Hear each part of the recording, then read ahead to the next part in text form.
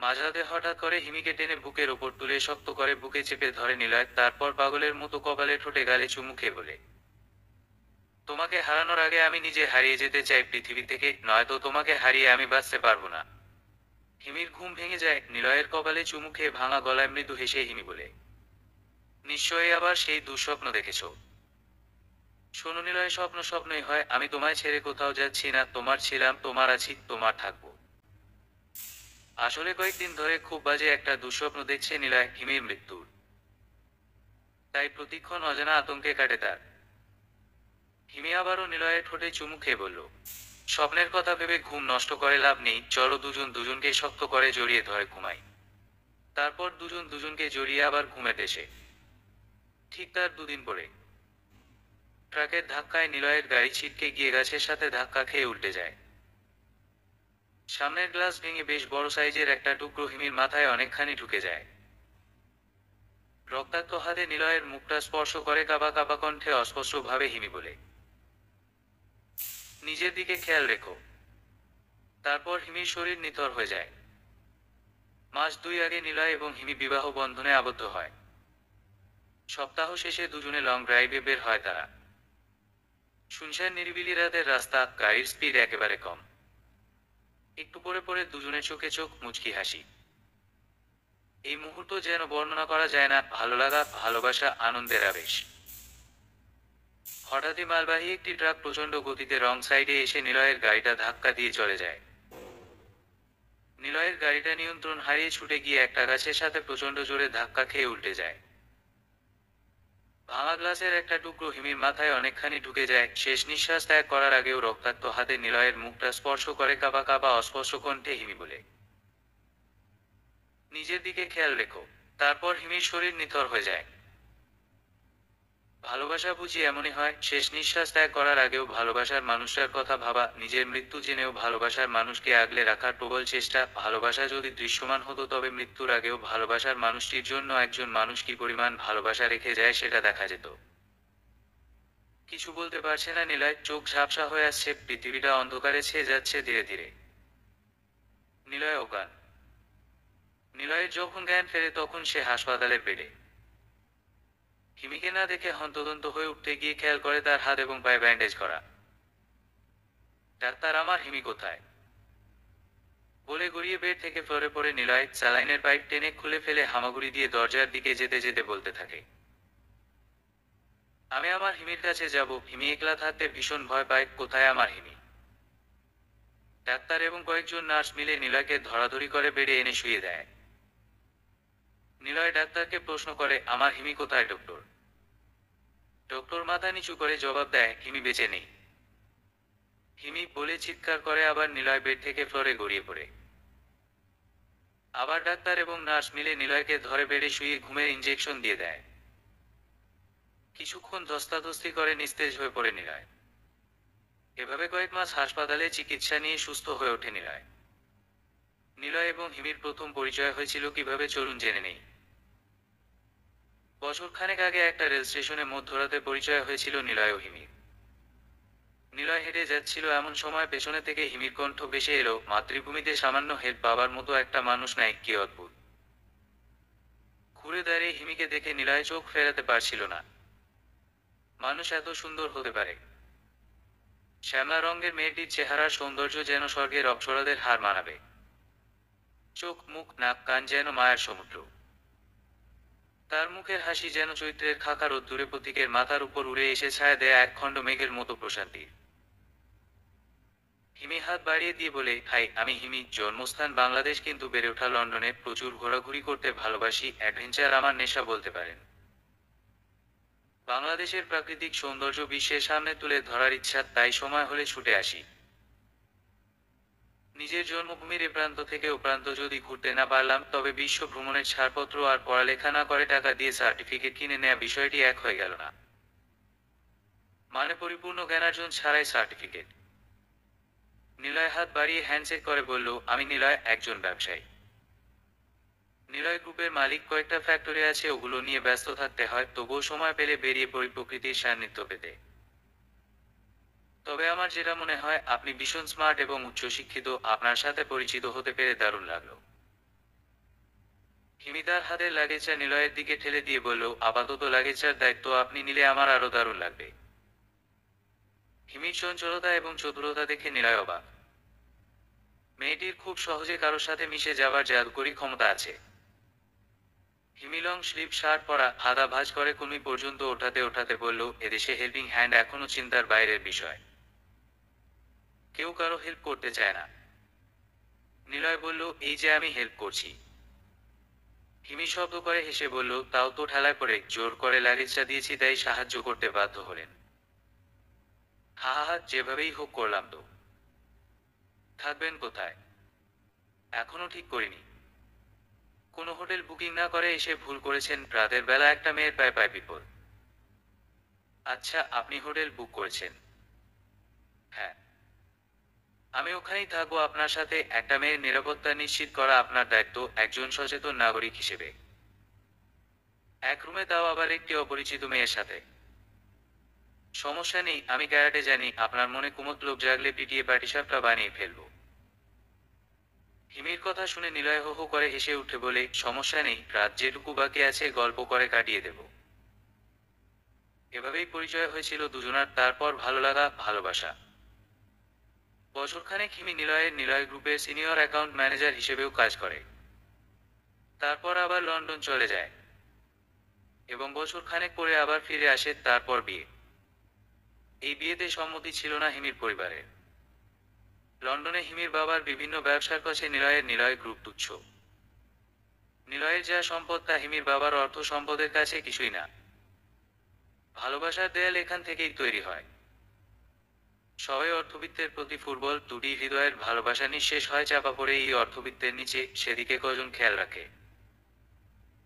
এই অবস্থায় হিমি সবাইকে ছেড়ে লন্ডন থেকে চলে এসেছিল নিলয়ের সাথে ঘর সংসার সাজানোর আশায়। কিন্তু ভাগ্যের কি নির্মম পরিহাস, বিয়ের মাত্র কয়েকদিনের মধ্যেই অসম্পূর্ণ স্বপ্ন নিয়ে পৃথিবী ছাড়তে হলো। এবার বলতে পারেন মৃত্যু হয়েছে, ভালো হয়েছে, মা বাবার মনে কষ্ট দিয়ে কেন আসলো এভাবে। আসলে হিমির চিন্তা ছিল অন্যরকম। তার বিশ্বাস, মা বাবা কোনোদিন সন্তানকে দূরে ঠেলে দিয়ে থাকতে পারে না, ঠিকই বুকে টেনে নেয়। কিন্তু ভালোবাসার মানুষকে হারালে তাকে না পাবার ক্ষতটা আজীবন বয়ে বেড়াতে হয়। প্রত্যেকটা মানুষের নিজের সুখের পথটা বেছে নেয়ার অধিকার আছে, তবে ভেবেচিন্তে। নিলয়ের ভালোবাসা কখনো মিথ্যে মনে হয়নি হিমির, মনে হয়নি নিলয়ের ভালোবাসায় খুঁত আছে। মনে প্রাণে বিশ্বাস এবং ভালোবেসেছিল বলেই হিমি ছুটে এসেছিল নিলয়ের কাছে, তার স্বপ্নের রাজপুত্রের কাছে, তার সুখের ঠিকানায়। অনেক বোঝানোর চেষ্টা করেছে হিমি তার মা বাবাকে, যখন কিছুতেই মানছিল না তখন বাধ্য হয়ে হিমি চলে আসে। হিমির প্ল্যান ছিল বিয়ের কিছুদিন পরেই নিলয়কে নিয়ে লন্ডনে মা বাবার সামনে উপস্থিত হবে। তারা মেনে নিতে না চাইলে দুজনেই ক্ষমা চাইবে, কিন্তু সেই সুযোগ আর পায় না হিমি।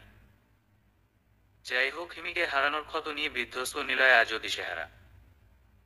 রাস্তার ওপাশের রেস্টুরেন্ট থেকে বেরিয়ে এপাশে আস্তে আস্তে কিছু একটা দেখে রাস্তার মাঝখানেই থমকে দাঁড়ায় নিলয়। সমস্ত খেয়াল যেন একত্র হয়ে নিক্ষিপ্ত ওই একদিকেই। প্রচণ্ড স্পিডে ছুটে আসা একটি গাড়ি বারবার হর্ন বাজিয়েও নিলয়ের দৃষ্টি আকর্ষণ করতে না পেরে করা ব্রেক করে গাড়ি থেকে একজন লোক নেমে এসে ধাক্কা দিয়ে নিলয়কে বলে, মরতে হলে নদীতে ঝাঁপিয়ে মরো, এখানে মরলে নিজেও মরবে, আমাদেরও মারবে। নিলয়ের ধ্যান ভাঙে, সরি বলে দৌড়ে রাস্তা পার হয়ে অসংখ্য লোকের ভিড়ে কাউকে খুঁজতে থাকে পাগলের মতো। নিলয়ের ভীষণ ইচ্ছা তাকে একটিবার জিজ্ঞেস করাক, কে তুমি? কিন্তু এত লোকের ভিড়ে কাঙ্ক্ষিত সেই মুখ যেন হাওয়ায় মিলিয়ে গেল। তবু নিলয় অসংখ্য লোকের মাঝে পাগলের মতো খুঁজে চলছে। খুঁজে না পেলে হয়তো হিমিকে হারানোর ক্ষতটা আরো জীবন্ত হয়ে উঠে জ্বালিয়ে পুড়িয়ে নিলয়ের বুকটা আরো ছারখার করে দেবে। ডাক্তার বলল হিমি বেঁচে নেই, তাহলে এক ঝলক দেখে যাকে হুবহু হিমির মতো মনে হলো, সে কে? সেদিন হন্যে হয়ে যাকে খুঁজছিল, আজ তাকে নিজের অফিসে দেখে দৌড়ে গিয়ে হাত ধরে, কে তুমি জিজ্ঞেস করতেই মেয়েটি নিলয়ের গালে একটা থাপ্পড় মেরে বলল, এটা কেমন অসভ্যতা? আপনি আমার হাত ধরলেন কেন? সমস্ত অফিস স্টাফ এবং যারা চাকরির জন্য নিলয়ের কোম্পানিতে ইন্টারভিউ দিতে এসেছে সবাই অবাক হয়ে হা করে তাকিয়ে আছে। নিলয়ের অফিস স্টাফরা এই জন্য অবাক হয়নি যে মেয়েটি নিলয়কে থাপ্পড় মেরেছে। তারা এর জন্য অবাক হয়েছে যে মেয়েটি দেখতে হুবহু হিমির মতো। হ্যাঁ, এই মেয়েকে দেখেই রাস্তায় থমকে গিয়েছিল নিলয়। হিতাহিত জ্ঞান ছিল না যে রাস্তার মাঝখানে এভাবে দাঁড়িয়ে থাকলে গাড়ির নিচে চাপা পড়ে প্রাণ যেতে পারে। নিলয়ের প্রাণ হিমির প্রতিচ্ছবি দেখেই নিজের প্রাণের প্রতি খেয়াল ছিল না নিলয়ের। হৃদয়ে ভেবেছিল সেই ঘটনা তার মস্তিষ্কের ভ্রমক, কিন্তু সেই মেয়েটিকে আজকে নিজের অফিসে দেখে আরো অবাক হয়ে যায় নিলয়। তাই তো থাপ্পড় খেয়েও এক দৃষ্টিতে তাকিয়ে আছে মেয়েটির দিকে। মেয়েটির চেহারায় অস্বস্তির রেখা ফুটে উঠেছে। অফিস স্টাফদের দিকে তাকিয়ে মেয়েটি বলল, এসব অসভ্য লোকদের কিভাবে এরা চাকরি দেয় আল্লাহ জানে। একজন পিয়ন একটি চেয়ার টেনে এনে মেয়েটিকে বসতে দিয়ে বলল, ম্যাডাম, ইন্টারভিউয়ের টেনশনে হয়তো আপনি নার্ভাস, তার ওপর উনি এভাবে আপনার হাত ধরে ফেললো, প্লিজ উত্তেজিত হবেন না, মাথা ঠান্ডা করেন। কিছু খাবেন? কোল্ড ড্রিঙ্কস এনে দেই? মেয়েটি পিয়নকে বলল। উনি যেভাবে দৌড়ে এসে আমার হাতটা ধরে বলল, কে তুমি? মনে হচ্ছিল আমি কোনোকালে বোধ হয় ওনার বাড়া ভাতে ছাই দিয়ে এসেছিলাম। কি অদ্ভুত। অফিস স্টাফরা খিলখিল করে হেসে উঠল সবাই। নিলয় চোখের ইশারায় স্টাফদের মেয়েটির কাছে কোনো কিছু বলতে বারণ করে তার রুমের দিকে হেঁটে চলে গেল। অফিস স্টাফদের খাতির যত্ন দেখে মেয়েটি ভীষণ অবাক। চাকরিতে জয়েন করার আগেই এত খাতির যত্ন। নিলয়ের কোম্পানিতে নিয়োগ চলছে কিছু সংখ্যক ফ্যাক্টরি শ্রমিক এবং নিলয়ের ব্যক্তিগত সহকারী পদে। মেয়েটি ব্যক্তিগত সহকারী পদে চাকরির জন্য ইন্টারভিউ দিতে এসেছে। ফ্যাক্টরি শ্রমিকদের ইন্টারভিউ একপাশে, অন্যদিকে নিলয়ের অফিস রুমে সহকারী হিসেবে ইন্টারভিউ দিতে আসা অল্প কয়েকজনের ইন্টারভিউ নেবে নিলয়। পিয়নকে ফোন করে নিলয় বলল, যে মেয়েটি থাপ্পড় মেরেছিল ওনাকে নিয়ে আমার রুমে আসো। পিয়ন মেয়েটিকে সঙ্গে নিয়ে নিলয়ের রুমে ঢুকলো। মেয়েটি নিলয়কে দেখে অবাক। কাচুমাচু করে বলল, আপনার রিজেক্ট করতে হবে না, আমি চলে যাচ্ছি সসম্মানে। নিলয় মুচকি হেসে পিয়নকে বলল, বাকি যারা ইন্টারভিউ দিতে বসে আছে তাদের গিয়ে চলে যেতে বলেন। পিয়ন বেরিয়ে চলে গেল।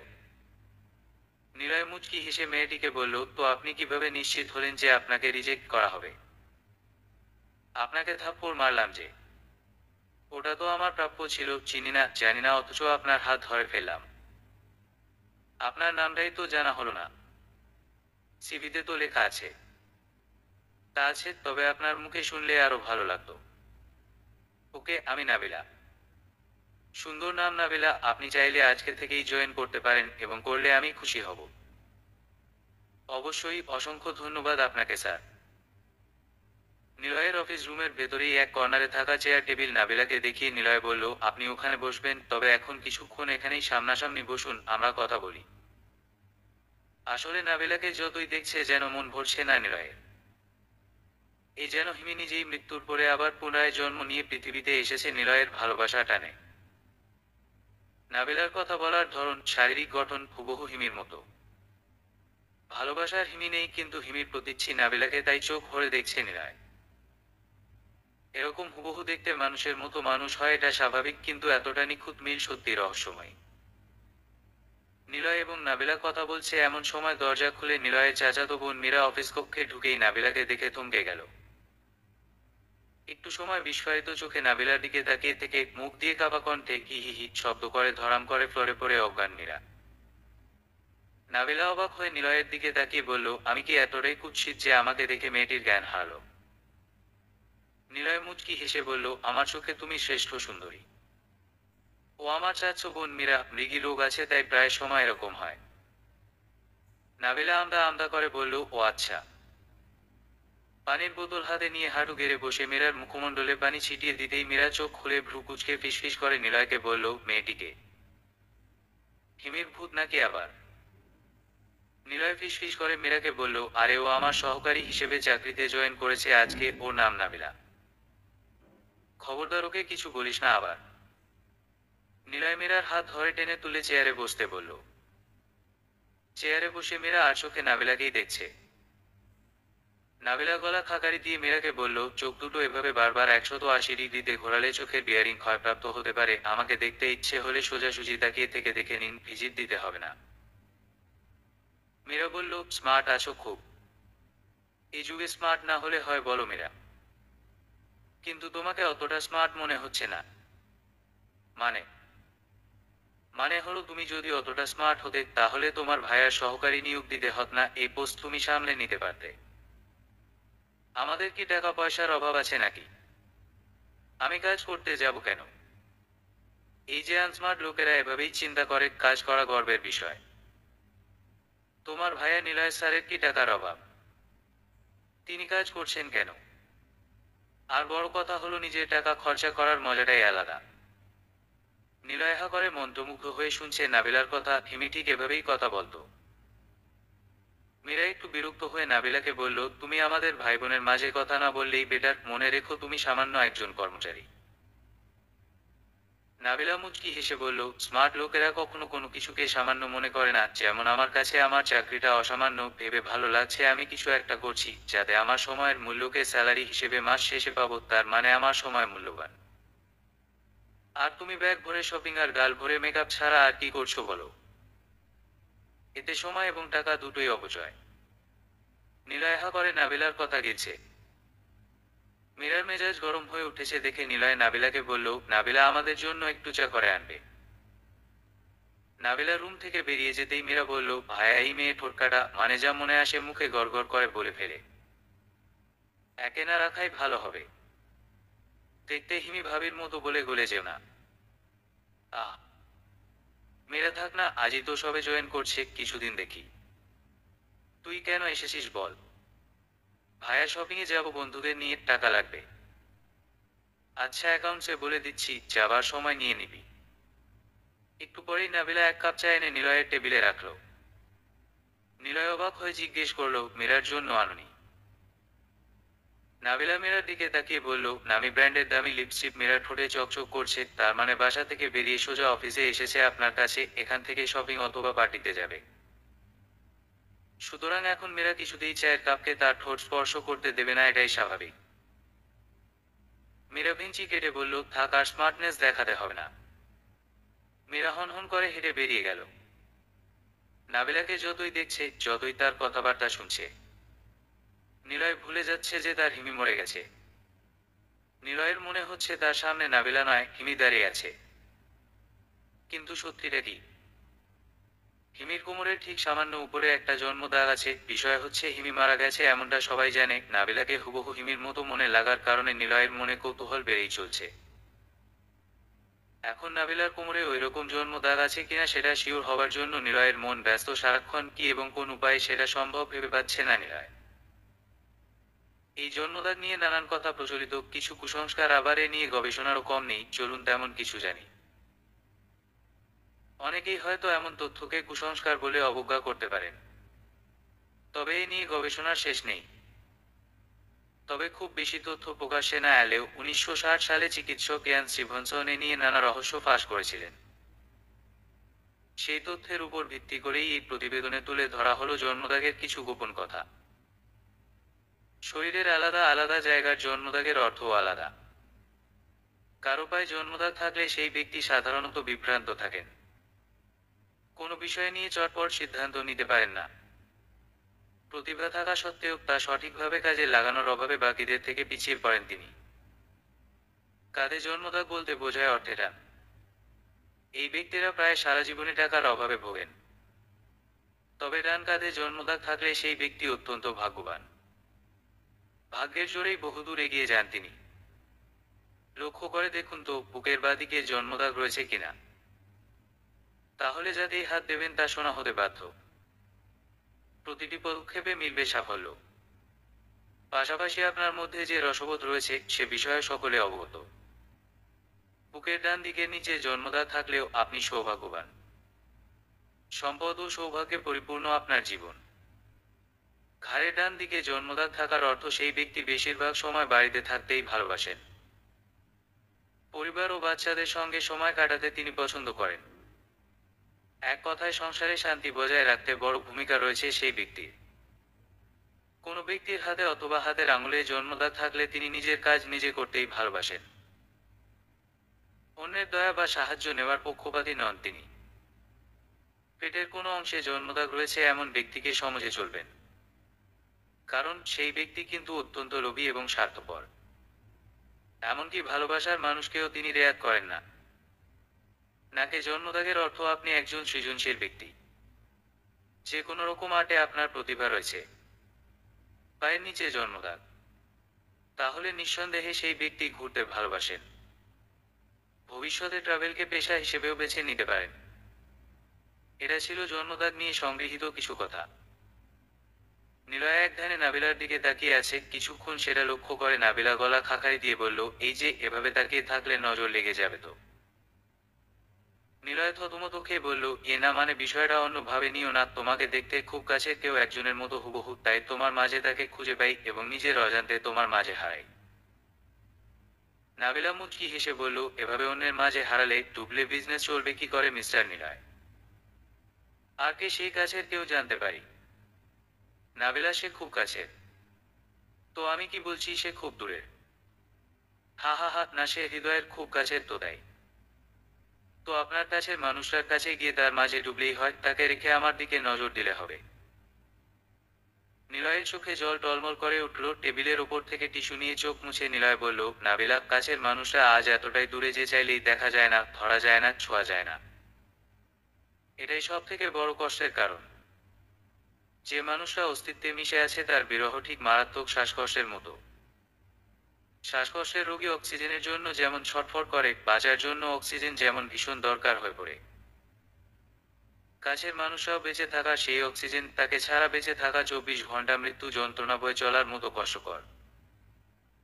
নিলয়ের কথা শুনে নাবিলার চোখেও জল টলমল করে উঠল। কথা শেষে একটা দীর্ঘশ্বাস ফেলে উঠে দাঁড়িয়ে নিলয় অফিস থেকে বের হয়ে গেল।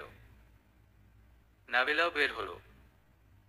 একটা কফি শপ অতিক্রম করে যাবার সময় নাবিলা খেয়াল করলো কফি শপের স্বচ্ছ কাচের দেয়ালের ওপাশে কয়েকজন যুবক যুবতী দাঁড়িয়ে সিরিয়াস কিছু নিয়ে বাকবিতণ্ডা হচ্ছে। সেখানে মীরাও আছে এবং মীরাকে খুব আপসেট দেখাচ্ছে। নাবিলা কাচের দরজা ঠেলে কফি শপে ঢুকে মীরার কাছে গিয়ে বলল, কি হয়েছে মীরা, কোনো সমস্যা হয়নি তো? মীরা ইশারায় সামনে দাঁড়ানো যুবককে দেখিয়ে কান্না জড়িত কণ্ঠে বলল, আমাকে এত এত ভালোবাসার স্বপ্ন দেখিয়ে সে অন্য কারোর সাথে আবার সম্পর্কে জড়িত। এই যে আজ জানতে পারলাম ওর পাশের ওই মেয়েটির সাথে ওর সম্পর্ক চলে, সেটা আজ হঠাৎ এই কফি শপে কফি খেতে এসে হাতে নাতে ধরে ফেলেছি বলে আমাকে যাচ্ছে তাই বলছে। মীরার প্রেমিক তাচ্ছিল্যের হাসি হেসে বলল, তোর আবার প্রেম? তোর মতো বড়লোকের মেয়েদের আছে টাকা আর অহংকার, কথায় কথায় ন্যাকামি আর প্যারা ছাড়া কি দিতে পারিস? নাবিলার মাথায় রাগ চেপেছে ভীষণ। মীরার প্রেমিককে বলল, নাম কি তোমার? মীরার প্রেমিক বলল, আমি মজনু। সবার সামনে টেনে মজনুর গালে একটা থাপ্পড় মেরে দিল নাবিলা। মজনুর মনে হলো গালের ওপর দিয়ে বর্ষার একটা ঝড় বয়ে গেল, মাথায় চক্কর, দু চোখ ঝাপসা। থাপ্পড়ের ঠেলায় ঘুরে গিয়ে নিজের সাথে আসা বন্ধুকে বলল, আমাকে থাপ্পড় মারা এত বড় সাহস? মজনুর বন্ধু মজনুকে ধরে ঘুরিয়ে নাবিলার সামনে দাঁড় করিয়ে বলল, থাপ্পড় আমি মারিনি, ইনি মেরেছে। মজনুর সাথে আসা বন্ধুদের বলল, আমাকে থাপ্পড় মারলো আর তোরা চুপ, মেজাজ কিন্তু গরম হচ্ছে খুব। মজনুর কথা শুনে এক বন্ধু বলল, বাহ দোস্ত বাহ, কি দারুণ ছন্দ। মজনু বলল, চুপ কর, কানের উপরে একটা দিয়ে কমায় পাঠালে বুঝবি কি ভালো কি মন্দ। একটা ছুরি বের করে নাবিলার গলায় ধরে মজনু বলল, মজনু নাম শুনকে লাভার সামঝা ক্যাকুশ, মজনু ডেঞ্জারাস ভি হোতা है। মজনুর হাবভাব দেখে ভয়ের বদলে নাবিলার হাসি পাচ্ছে খুব। নাবিলাকে হাসতে দেখে ছুরিটা নাবিলার গালে চেপে ধরে মজনু বলল, আমার গালে থাপ্পড় মেরেছিস, তোর গালে এই ছুরি দিয়ে এমন দাগ বসিয়ে দেব, আজীবন দেখবি আর মনে মনে ভাববি ভুল স্থানে বাহাদুরি দেখানোর ফল কত ভয়ঙ্কর হয়। নাবিলা চোখের পলকে মজনুর হাত থেকে চাকু কেড়ে নিয়ে মজনুর তলপেটে একটা কিক মারতেই মজনু কফি শপের চেয়ার টেবিল নিয়ে উল্টে পড়ে গেল। এই দৃশ্য দেখে মজনুর সাঙ্গপাঙ্গরা ফার্স্ট মোশনে গায়েব। নাবিলা এগিয়ে গিয়ে মজনুর ঠ্যাং ধরে টেনে তুলে চেয়ারে বসিয়ে আরো একটা চেয়ার টেনে নাবিলা মজনুর মুখোমুখি বসে বলল, তোমরাই যদি মেয়েদের সম্মান না দাও তাহলে পরের প্রজন্ম কি শিখবে, কাদের কাছ থেকে শিখবে? যে মেয়েটি তোমায় পাগলের মতো ভালোবাসে তার সাথে প্রতারণা করছো, আর তুমি ভুল কাউকে সিলেক্ট করে যখন সেখান থেকে প্রতারিত হবে তখন তোমাদের কাছে পৃথিবীর সব মেয়েরা খারাপ। কি অদ্ভুত লজিক তোমাদের! মানে পজিটিভ থিঙ্কিং ব্যাপারটা তোমাদের মাথায় আসে না। সব মেয়েরাই তার প্রেমিককে প্রচন্ড ভালোবাসে বলেই একটু বেশি খেয়াল রাখে, কারণে অকারণে রাগ অভিমান করে, সন্দেহ করে, এসব ন্যাকামি নয়, প্রেমিকের প্রতি প্রবল ভালোবাসা, এটা বুঝতে পেরেছো? মজনু কাতর গলায় বলল, আপু আপনি কি ব্রুস লি এর দূর সম্পর্কের আত্মীয় নাকি? কিকটা আর 2 ইঞ্চি নিচে লাগলেই আমার পিতৃত্বের স্বাদ গ্রহণ করা হইতো না আর এজন্যে। নাবিলা হেসে ফেলে বলল, আত্মরক্ষার জন্য আমার স্পেশাল ট্রেনিং নেওয়া আছে। যাই হোক, যে তোমায় পাগলের মতো ভালোবাসে তাকে ভালোবাসা দিয়ে বেঁধে রাখো, অবহেলা করে তার হৃদয়ে ভেঙে তুমি কখনো সুখী হতে পারবে না। বুঝছো? মজনু মিনমিন করে বলল, এভাবে এত সুন্দর করে ধোলাই দিয়ে বোঝালে কে না বোঝে আপু। মজনু মীরার কাছে ক্ষমা চেয়ে নিল। নাবিলা মীরাকে বলল, তোমার প্রেমিক মজনু এভাবে টটো করে ঘুরে আড্ডাবাজি করলে চলবে? তোমার ভাইয়ার অফিসে এইচআর ডিপার্টমেন্টে একজন ম্যানেজার প্রয়োজন, সেখানে মজনুকে জয়েন করাও। নয়তো আজীবন বাবার হোটেলে খাওয়াবে তোমায়, নিজের গর্ব করার মতো কিছু থাকবে না। মজনু আবেগে নাবিলাকে বলল, আপু আপনি মানুষ না। নাবিলা অবাক হয়ে বলল, মানুষ নই তো কি? এলিয়েন। মজনু বলল, মানুষের উপরে যদি কিছু থাকে তাই ধোলাই দিলেন, সঠিক বুঝো দিলেন, এখন আবার জব, একদিনে আপনার কাছ থেকে কত প্রাপ্তি। নাবিলা মুচকি হেসে বলল, তুমি আসলেই মজার লোক মজনু, আচ্ছা আমি যাচ্ছি, তোমরা আড্ডা দাও। নাবিলা কফি শপ থেকে বেরিয়ে চলে গেল। নাবিলা চলে যেতেই মজনু মীরাকে বলল, এমন ডেঞ্জারাস মেয়ে তোমার আত্মীয় স্বজনের লিস্টে আছে, আগে যদি জানতাম। মীরা মুচকি হেসে বলল, এবার জানলে তো, বিষয়টি মনে রাখলেই হবে। সকালে অফিসে এসে নিলয় চেয়ারে বসে ভাবছে হিমির কোমরের সেই জন্মদাগের কথা। নাবিলার আচার আচরণ হুবহু হিমির মতোই একদম, তাহলে কি হিমি মারা যায়নি? সেটা কিভাবে সম্ভব? হিমিকে যে নিজের চোখের সামনেই কবরবাসী হতে দেখেছে। সে যাই হোক, অন্তত যে কোনো উপায়ে এটা শিওর হতে হবে যে নাবিলার কোমরেও জন্মদাগ আছে কিনা। নিলয় নিজেও জানে এটা পাগলামি, কিন্তু নিজের মনকে কিছুতেই শান্ত করতে পারছে না নিলয়। অবশেষে একটা ফোন দিয়ে আটতে সক্ষম নিলয়। নাবিলাকে ডেকে সামনের চেয়ারে মুখোমুখি বসিয়ে আমদা আমদা করে বলল, আচ্ছা নাবিলা, শাড়ি চেনো তো নাকি? নাবিলা ভীষণ অবাক হয়ে বলল, মিস্টার নিলয়, আপনার কি আমাকে এলিয়েন মনে হয়? না মানে, নাবিলা সেরকম বলতে চাইনি। তো কি, শাড়ি চিনব না মানে? একটা মেয়েকে তার সবচেয়ে পছন্দের বস্ত্রের কথা জিজ্ঞেস করছেন চেনে কিনা? হা হা হা, শরীরটা ঠিক আছে তো আপনার? হ্যাঁ একদম নাবিলা, বিষয় হচ্ছে ড্রেস ফেয়ার কাপড়ের ব্যবসার জন্য স্পেশালি শাড়িগুলো হাইলাইটস করার জন্য একজন মডেল দরকার ছিল। ভেবে দেখলাম এর জন্য তুমি পারফেক্ট মডেল হবে। মডেল হবার ইচ্ছে আমার নেই নিলয়। প্লিজ এবারের মতো প্লিজ নাবিলা। আচ্ছা তো কি করতে হবে? সুন্দর করে শাড়ি পরে ফটোশুট এবং 2-3টা short slow motion video clip. Video ক্লিপের জন্য অবশ্য কোমরের কাছে শাড়ি লুজ থাকবে, হালকা বাতাসে শাড়ি সরে যাবে এবং অল্প করে তোমার কোমরে সামান্য উপরের অংশ দেখা যাবে। তাহলে তো এটা কোমরের বিজ্ঞাপন হয়ে যাবে মিস্টার নিলয়, আগে সিদ্ধান্ত নিন, বিজ্ঞাপন ঠিক কোনোটার দিতে চান, কোমরের নাকি শাড়ির? নাবিলার কথায় থতমত খেয়ে চুপ হয়ে গেল নিলয়। নাবিলা মুচকি হেসে নিলয়ের সামনে থেকে উঠে গিয়ে নিজের ডেস্কে বসল। বিকেলে অফিসের কাজ শেষ করতে করতে দেরি হয়ে গেল। ঝুঁকে চেয়ারের নিচে পড়া কলমটা তুলতে গিয়ে বুক চেপে ধরে নিলয় হঠাৎ বসে পড়ল, নিঃশ্বাস নিতে কষ্ট হচ্ছে। নাবিলা ছুটে এসে নিলয়কে তুলে চেয়ারে বসিয়ে হাত সোজা বুকের বাম পাশে হাত রেখে বলল, একদম রিল্যাক্স, অস্থির হওয়া যাবে না, স্বাভাবিকভাবে নিঃশ্বাস নেবার চেষ্টা করুন। নিলয় অবাক হয়ে ফ্যালফ্যাল করে তাকিয়ে আছে নাবিলার দিকে, হিমিও ঠিক এভাবেই বুকে হাত রেখে এই কথাগুলো বলতো। নাবিলা বলল, এক্ষুনি ডাক্তারকে ফোন করছি। নিলয় বলল, আসলে মেডিসিনটা সঙ্গে করে আনতে ভুলে গেছি নাবিলা, ডাক্তার ডাকতে হবে না, আমাকে বাসা পর্যন্ত পৌঁছে দিয়ে আসলেই হবে যদি তোমার আপত্তি না থাকে। ওকে তাই হবে বলে নিলয়কে ধরে ধীরে ধীরে অফিস থেকে বেরিয়ে এসে গাড়িতে বসিয়ে ড্রাইভ করছে নাবিলা। নিলয়ের ঠোঁটে রহস্যময় মুচকি হাসি। নিলয়কে তার বেডরুমে শুইয়ে দিয়ে নাবিলা উঠতেই নিলয় নাবিলার হাত টেনে ধরল। নাবিলা ভীষণ অবাক হয়ে বলল, কি ব্যাপার? নিলয় বলল, আজ রাতটা না হয় এখানে থেকে যাও। চোখ বড় বড় করে নাবিলা বলল, মনে আবার কুমতলব নেই তো আপনার? আমি কি আপনার বিয়ে করা বউ যে রাতে আপনার সাথে আপনার শয্যার সঙ্গী হব? নিলয় মুচকি হেসে বলল, মতলব জিনিসটাই নেই, কুমতলব তো দূরের কথা। নিলয় ধীরে ধীরে উঠে গিয়ে ড্রয়ার থেকে ফ্রেমে বাঁধানো একটি ছবি এনে নাবিলার হাতে দিল। ছবিটার দিকে অপলক দৃষ্টিতে তাকিয়ে আছে নাবিলা। ছবির মেয়েটি দেখতে হুবহু নাবিলার মতোই। নাবিলা ছবিটা বেডের ওপর রেখে নিলয়কে বলল, গোপনে আমার ছবি তুলে ফ্রেমে বাঁধাইলে কি আমি পটে যাব ভাবছেন? অতটাও বোকা নই, আর আপনার মতলব ভালো মনে হচ্ছে না আমার। নিলয় ঠোঁটের কোণে হাসির রেখা ফুটিয়ে বলল, ওই ছবিটা তার, যাকে হারিয়ে বেঁচে থেকে মৃত আমি। মানে? মানে যার মাঝে নিজেকে হারিয়েছি, তাকে হারিয়ে নিজেকে ঠিক খুঁজে পাচ্ছি না। কিসব বলছেন এসব নিলয়? আপনার হার্টে সমস্যা মাথায় না, ভুলভাল কথা বন্ধ করুন। হা হা হা, ভুলভাল বলছি না নাবিলা, ছবির ওই মেয়েটি আমার স্ত্রী হিমি। যে আমার বুকের ওপর মাথা না রাখা পর্যন্ত আমার চোখে ঘুম আসতো না, যার কপালে হাজারটা চুমু না খেলে মনে শান্তি হতো না, যেন আমরা কপালে কপাল, নাকে নাক, ঠোঁটে ঠোঁট লাগিয়ে ঘুমাতাম, দুজনের নিঃশ্বাস প্রতি মুহূর্তে দুজন অনুভব করে গভীর প্রেমে ডুবতাম। রাতে দুজনের শরীর অনাবৃত, দুজন দুজনকে শক্ত করে জড়িয়ে ধরে মিশে যেতাম দুজন দুজনায়। সেই মানুষটি আজ দূর থেকে, বহুদূর, বাইরে থেকে আমাকে জীবন্ত মনে হলেও ভেতর থেকে মরে গেছি সেই কবে নাবিলা। নিলয়ের কথা শুনতে শুনতে নাবিলা একটা ঘরের মধ্যে পড়ে গেল। নিলয় আবার বলল, ছবির এই মেয়েটি তুমি নও? ও হিমি, আমার স্ত্রী। হঠাৎ নিলয়ের রুমে ঢুকে নাবিলাকে দেখে হিমির আত্মা মনে করে ভূত বলে জ্ঞান হারিয়ে মাটিতে পড়ে গেল মীরা। নিলয় হেসে ফেলে নাবিলাকে বলল, হঠাৎ করে তোমাকে হিমি ভেবে মীরার এই দশা? নাবিলা অবাক হয়ে বলল, কিন্তু মীরা তো আমায় চেনে, আমাকে দেখতে হিমির মতো লাগে, তাও নিশ্চয় সে জানে, তবু কেন? নিলয় বলল, হঠাৎ হঠাৎ আকস্মিক এমন হয়ে যায়, মানুষের সেন্স সবকিছু গুলিয়ে ফেলে।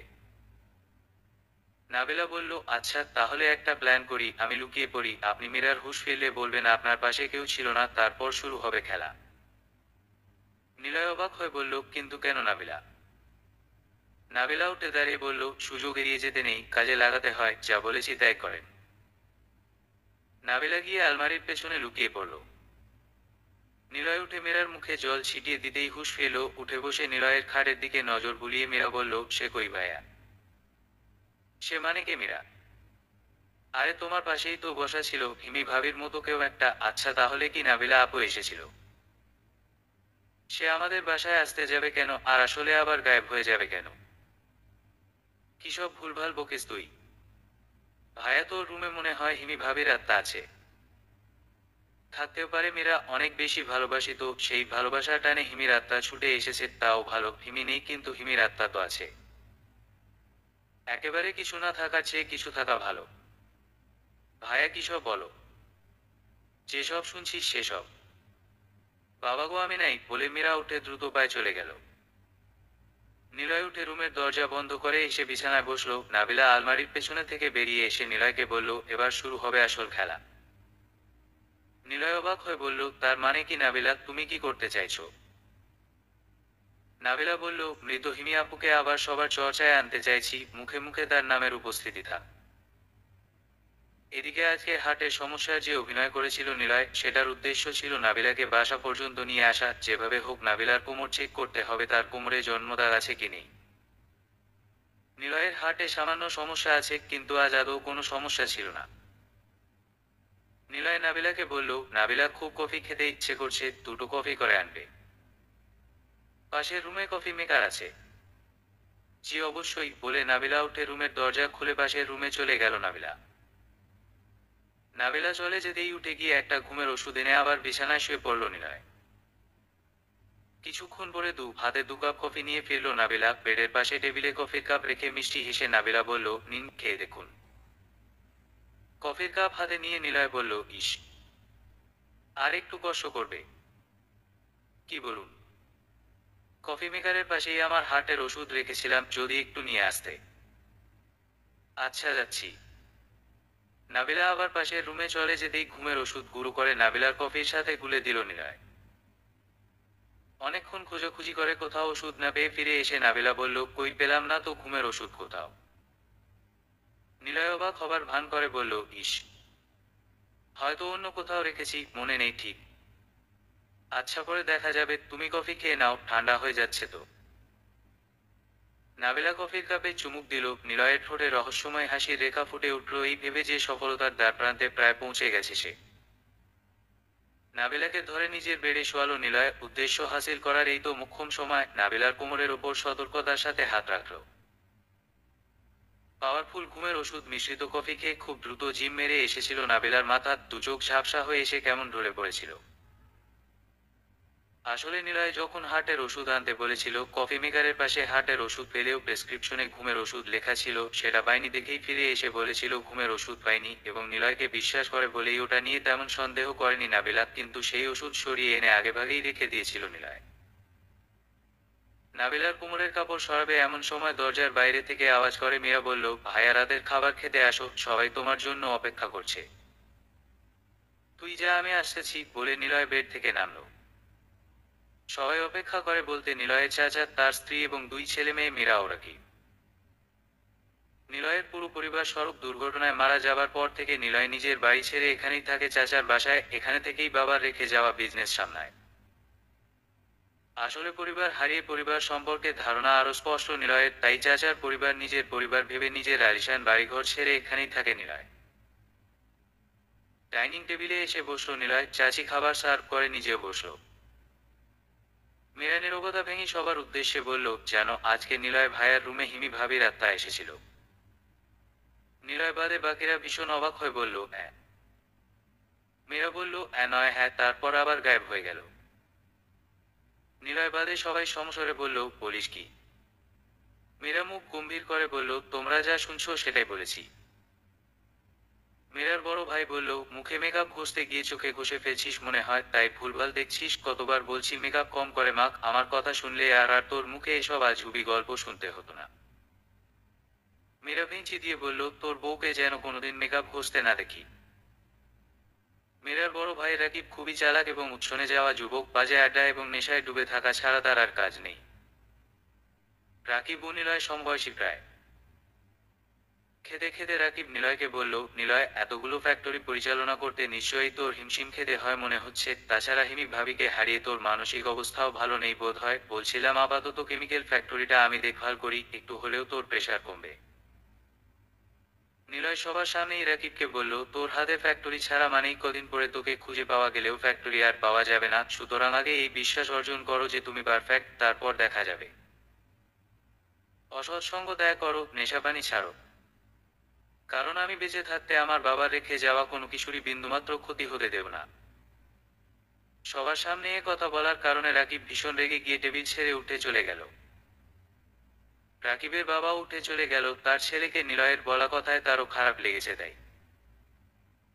নিলয়ের চাচি নিলয়কে বলল, ওদের কথা বাদ দে তো বাবা, শোন, বহুদিন তোকে একটা কথা বলবো বলবো করেও বলা হয় না, এটা আমার আর তোর চাচার ইচ্ছে, তুই পূরণ করবি, বল। নিলয় বলল, কি ইচ্ছে বলেন। চাচি বলল, তোর সাথে মীরার বিয়ে। এই কথা শুনে নিলয় এবং মীরা দুজনেই হ্যাং হয়ে গেল। মীরা ভাবছে এরকম কিছু হলে তার ভালোবাসার মজনু তো ছ্যাঁকা খেয়ে দেবদাস হয়ে যাবে। এই দৃশ্য দেখার আগে হারপিক সেবন করে মরে যাওয়া ভালো। নিলয় বলল, এসব কি বলেন চাচিমা, এটা কি করে সম্ভব? আমি মীরাকে নিজের ছোট বোনের মতো ভালোবাসি, এটা অসম্ভব। আপনাদের এই ইচ্ছেটা পূরণ করা আমার পক্ষে সম্ভব না। মীরারও বলল, বিষয়টি বেদনার মা, আমিও নিলয় ভাইয়াকে বড় ভাইয়ের মতো মানি। মা চোখ গরম দিতেই মীরা চুপ হয়ে গেল। চাচি আবার নিলয়কে বলল, চাচাতো ভাই বোনের মধ্যে বিয়ে শাদী হয় তো নিলয়, এটা দোষের কিছু না, তুই একটু ভেবে দেখিস, তা না হলে আমার চেয়ে বেশি কষ্ট পাবে তোর চাচা। নিলয় চুপচাপ উঠে বেসিনে গিয়ে হাত ধুয়ে প্রতিরাতের মতোই ড্রয়িং রুমে গিয়ে সোফায় বসে টিভি দেখতে লাগলো, ঘুমানোর আগে এটা নিলয়ের রোজকার অভ্যাস। নিলয়ের চাচি প্রতিরাতের মতোই দুধ গরম করে এক গ্লাস দুধ মীরাকে দিয়ে নিলয়ের জন্য পাঠালো। কিন্তু আজকের দুধ প্রতিদিনের মতো স্বাভাবিক নয়, ঘুমের ওষুধ মেশানো দুধ, সেটা মীরাও জানে না। ড্রয়িং রুমে এসে নিলয়ের হাতে দুধের গ্লাস দিয়ে মীরা বলল, ভাই, বিয়ের আগে মজনুকে বিধবা করিস না, আব্বু আম্মুর কথায় প্লিজ, মজনুর প্রেমে অলরেডি লায়লা আমি। হা হা হা, কি বলিস এসব মীরা? হ্যাঁ ভাই, আব্বা আমার কথায় তুমি আবার রাজি হইও না, তাইলে কিন্তু আমার নিরীহ নিষ্পাপ মজনু অকালে দেবদাস হইয়া ঝরিয়া পড়বে ভাই। হা হা হা, তোর মাথা খারাপ। এমন কিছুই হবে না। মীরা আবার কিচেনে মায়ের কাছে চলে আসলো, মা মেয়েকেও এক গ্লাস দুধ খেতে দিল, এবং এই দুধেও ঘুমের ওষুধ মেশানো। দুধ খেয়ে মীরা মায়ের সাথে কাজে হেল্প করছে এবং ধীরে ধীরে মীরারও ঘুম পাচ্ছে। ওদিকে ঘুমের ওষুধ মেশানো দুধ খেয়ে নিলয় সোফায় ঘুমিয়ে পড়েছে। মীরাও চেয়ারে বসে ঘুম। রাকিবকে ডেকে মা বলল, শোন, নিলয়কে ধরে মীরার রুমে শুয়ে দিয়ে আয়। রাকিব অবাক হয়ে বলল, কি বলছো এসব মা, মাথা ঠিক আছে তো? রহস্যময় হাসি হেসে মা বলল, তোর বাবার আর আমার প্ল্যানটা ব্যর্থ হবে মনে হয়, তাই ভিন্ন পদ্ধতি। তোকে খাবার টেবিলে অপমান করলো, আমি মা হয়ে সহ্য করব বুঝি? নিলয়কে মীরার রুমে শুইয়ে দিয়ে তারপর সকালে এমন একটা ব্লাস্ট হবে, হয়তো নিলয় মীরাকে বিয়ে করবে, নয়তো জেলে যাবে, তারপর ওর সবকিছু তোর। নিলয় গভীর ঘুমে আচ্ছন্ন। রাকিব নিলয়কে নিয়ে গিয়ে মীরার রুমে মীরার বেডে শুইয়ে দিয়ে নিজের রুমে চলে গেল। মা মীরাকে নিয়ে নিলয়ের পাশে শুইয়ে দিয়ে বাইরে থেকে দরজার ছিটকিনি লাগিয়ে দিয়ে রহস্যমাখা হাসি হেসে চলে গেল। মীরার বেডে মীরা ও নিলয় গভীর ঘুমে আচ্ছন্ন। নিলয় জানে না কত বড় ষড়যন্ত্রের শিকার হতে যাচ্ছে সে। ওদিকে নিলয়ের রুমে ঘুমিয়ে আছে নাবিলা। নিলয় নিজের রুম থেকে বেরিয়ে আসার সময় ফোনটা রেখে এসেছিল বেডে। রাত্রি দ্বিপ্রহরে নিলয়ের ফ্যাক্টরির নাইট শিফটে ডিউটিরত কোন এক স্টাফ সম্ভবত জরুরি প্রয়োজনে নিলয়ের ফোনে কল দিচ্ছে বারবার। বারবার কানের কাছে ফোনের রিং বাজায়। ঘুম ভেঙে গেল নাবিলার। ঘুম ঘুম চোখে ফোন রিসিভ করতেই ওপাশ থেকে কেউ বলল, স্যার, আমেরিকান বায়ারের দুপুরের পরে আসার কথা ছিল, কিন্তু হঠাৎ করে আবার জানালেন সকালে আসবে। আপনাকে জানানো প্রয়োজন, তাই এত রাতে বিরক্ত করলাম। সকাল সকাল চলে আসবেন অফিসে আজ। নাবিলা কল কেটে দিয়ে খেয়াল করে দেখল নিলয় তো রুমে নেই। তাহলে গেল কোথায় এত রাতে? দীর্ঘ সময় অপেক্ষার পরে উঠে বসল।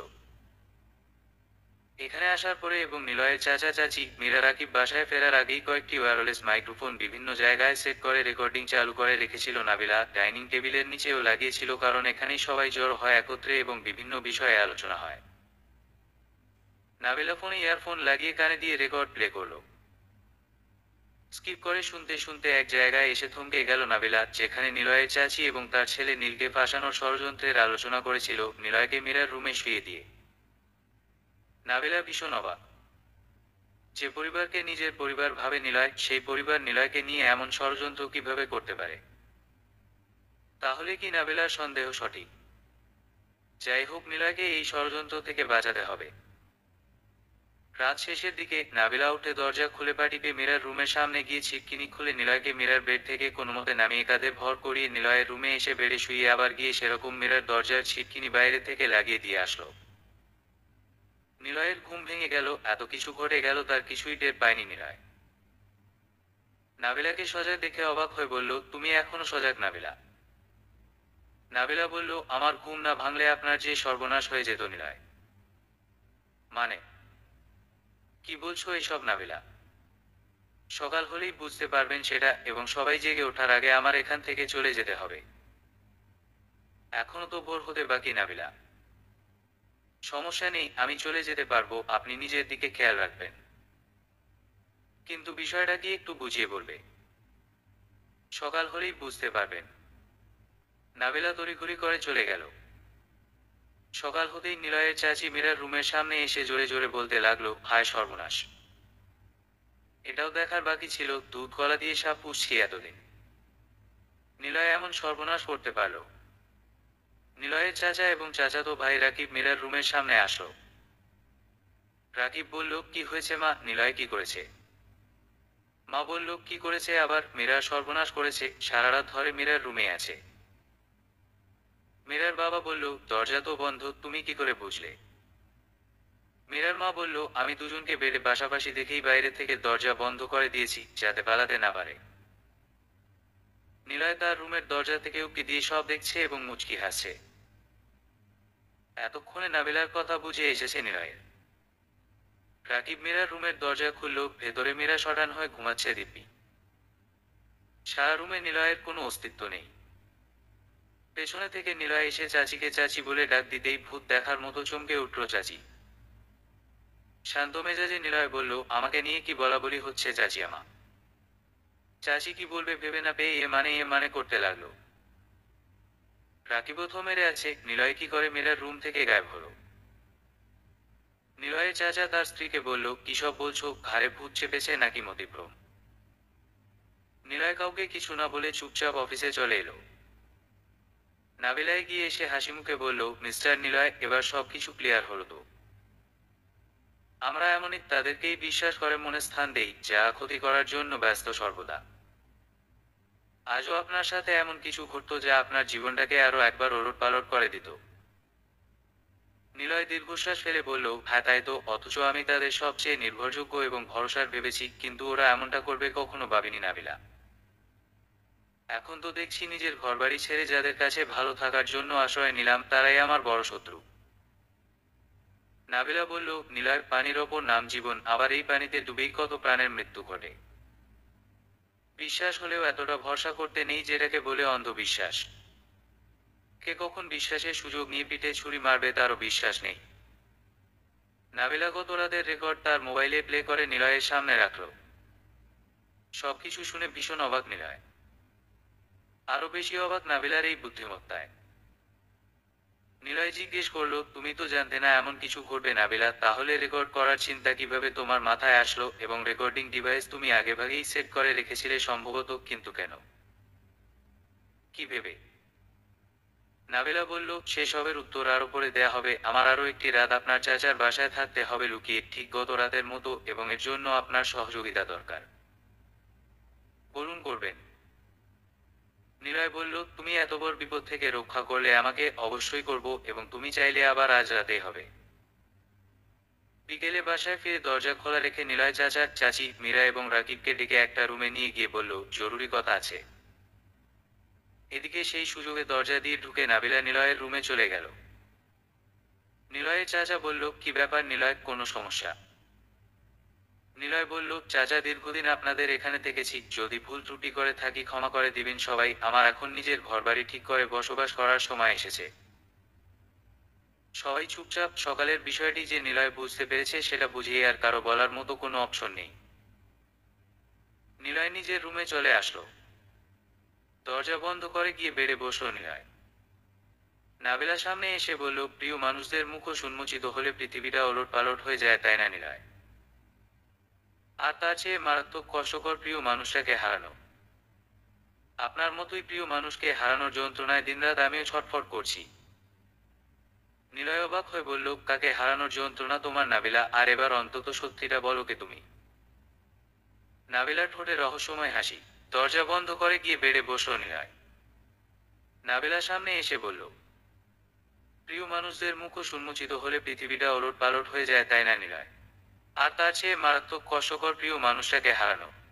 আপনার মতোই প্রিয় মানুষকে হারানোর যন্ত্রণায় দিনরাত আমিও ছটফট করছি।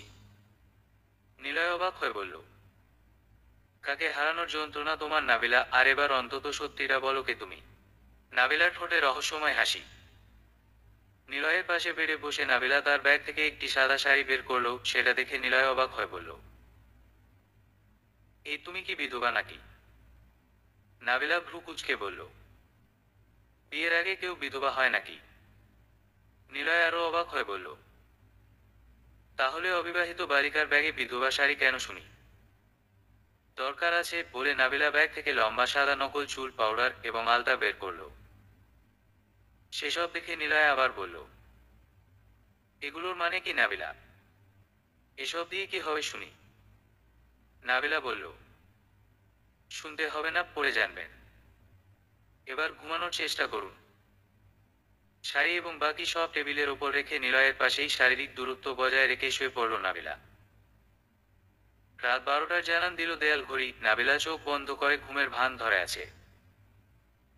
নিলয়ের মাথায় ঘুরছে নাবিলার কোমরের সেই জন্মদাগ চেক করার বিষয়টি। নিলয় ধীরে ধীরে নাবিলার কোমরে হাত রাখল। নাবিলা তো ঘুমের ভান ধরে আছে। নিলয়ের হাতের স্পর্শে নাবিলার পুরো শরীরে কেমন একটা কামনার অনুভূতি খেলে গেল। নিলয় ঝুঁকে পড়ে নাবিলার কোমরের কাপড় সরালো। নিলয়ের গরম নিঃশ্বাস নাবিলার কোমর ছুঁয়ে দেহে কেমন এক অনুভূতি জাগিয়ে তুলছে। নাবিলার ইচ্ছে হচ্ছে এই স্পর্শ আর নিঃশ্বাস দীর্ঘ সময় ঘিরে রাখুক তাকে। নাবিলার কোমরে ভালো করে দেখল নিলয়, কোনো জন্মদাগ নেই। তবুও একান্তে এভাবে নবযৌবনা একটা শরীর নিলয়ের মনে অন্য কিছু পাবার আকাঙ্ক্ষা প্রবল করে জাগিয়ে তুলল। নিলয়ের কি হলো নিজেই জানে না। আলতো করে নাবিলার পেটে হাত বুলোতে বুলোতে ধীরে ধীরে নিলয়ের হাত নাবিলার বুকে। অন্যরকম এক নেশা এবং উত্তেজনায় দুজনেই বুঁদ হয়েছে। নাবিলার মন নিষেধ করলেও দেহ ভীষণ করে চাইছে নিলয়ের হাতের এই স্পর্শ অনুভব করুক তার সারা শরীর। এই স্পর্শে নাবিলা যেন বশীভূত হয়েছে। ধীরে ধীরে নিলয়ের ঠোঁট স্পর্শ করল নাবিলার ঠোঁট। কিছুক্ষণ এভাবে চলার পরে বিষয়টি আরো গভীরে যাবার আগেই নাবিলা নিলয়কে ঠেলে সরিয়ে দিয়ে বলল, কিছু সময় ভালো লাগার লোভে আজীবন দুজনের কাছে দুজন ছোট হয়ে থাকার চেয়ে নিজেদের নিয়ন্ত্রণ করা বুদ্ধিমানের কাজ হবে। নিলয় বিষয়টা বুঝতে পেরে আর কথা না বাড়িয়ে চুপচাপ শুয়ে ঘুমিয়ে পড়ল। দেয়াল ঘড়ি রাত ৩টার জানান দিল। নাবিলা উঠে সেই সাদা শাড়ি পরে নকল চুল লাগিয়ে পাউডার মেখে তার ওপর নাকে মুখে এবং বিভিন্ন স্থানে আলতা মেখে নিল রক্তের মতো করে। নিলয়ের রুম থেকে বেরিয়ে রাকিবের রুমে এসে ঢুকলো নাবিলা। রাকিব গভীর ঘুমে আচ্ছন্ন, রুমে ডিমলাইটের মৃদু আলো। খাট থেকে দূরে দরজার পাশে আরো একটু অন্ধকারে দাঁড়িয়ে গলার স্বর ভারী করে নাবিলা কয়েকবার রাকিবকে ডাকলো। হঠাৎ রাকিবের ঘুম ভেঙে গেল। ধরফরিয়ে উঠে বসে দরজার কাছে নাবিলার ভৌতিক অবয়ব দেখে ভীষণ ভড়কে গেল রাকিব। হঠাৎ ঘুম ভেঙে গেলে মস্তিষ্ক সম্পূর্ণ অপ্রস্তুত থাকে এমন কিছু দেখার জন্য, কিন্তু এরকম কিছু দেখে ভয়ে রাকিবের গলা শুকিয়ে কাঠ, গলা দিয়ে কথা বের হচ্ছে না। রাকিবের হঠাৎ করে মনে পড়ল মীরা বলেছিল হিমি ভাবির আত্মার কথা। তাহলে এটা কি সেই হিমি ভাবির আত্মা? রাকিব আরো ভীষণ ভড়কে গেল। নাবিলা আবারও সেই ভারী কণ্ঠে বলল, আমি তোমাদের কি ক্ষতি করেছিলাম রাকিব যে আমাকে তোমরা বাঁচতে দিলে না? রাকিব ভীষণ ভয়ে আতঙ্কিত, গলা দিয়ে কথা বের হচ্ছে না। এবার নাবিলা ধীরে ধীরে রাকিবের দিকে অগ্রসর হতে লাগলো। তাই দেখে ভয়ে কাঁদো কাঁদো কণ্ঠে রাকিব কোনোমতে বলল, আমাকে মেরো না হিমি ভাবি, বাবা মা প্ল্যান করেই তোমাকে আর নিলয় ভাইকে শেষ করে দিতে চেয়েছিল, কারণ তোমরা না থাকলেই নিলয় ভাইয়ের সবকিছু আমাদের হতো। প্ল্যান অনুযায়ী ট্রাকটা তোমাদের গাড়িতে ধাক্কা দিয়ে চলে যায়, তুমি মারা যাও, কিন্তু নিলয় ভাই ভাগ্যক্রমে বেঁচে যায়। রাকিব ভয়ে গুটিসুটি মেরে চোখ বন্ধ করে আছে। এই ফাঁকে নাবিলা দ্রুত রাকিবের রুম থেকে বেরিয়ে চলে আসে। নাবিলার উদ্দেশ্য ছিল রাকিবের কথা রেকর্ড করার, সেটা কমপ্লিট। ভোর হবার আগে আগে নাবিলা নিলয়কে জাগিয়ে বেরিয়ে পড়ল। অফিসে বসে আছে নিলয়। গত রাতে করা রেকর্ড নিলয়ের সামনে প্লে করলো নাবিলা। রেকর্ডের কথা শুনে থমকে গেছে নিলয়ের, চোখে জল টলমল। নিজেকে সামলে নিয়ে নাবিলাকে বলল, যেটাকে সবাই অ্যাক্সিডেন্ট হিসেবে মেনে নিয়েছিলাম, তোমার সেটাকে মার্ডার কিভাবে মনে হলো? আর তার আগে প্রশ্ন, আসলে কে তুমি? নাবিলা রহস্যময় হাসি হেসে বলল,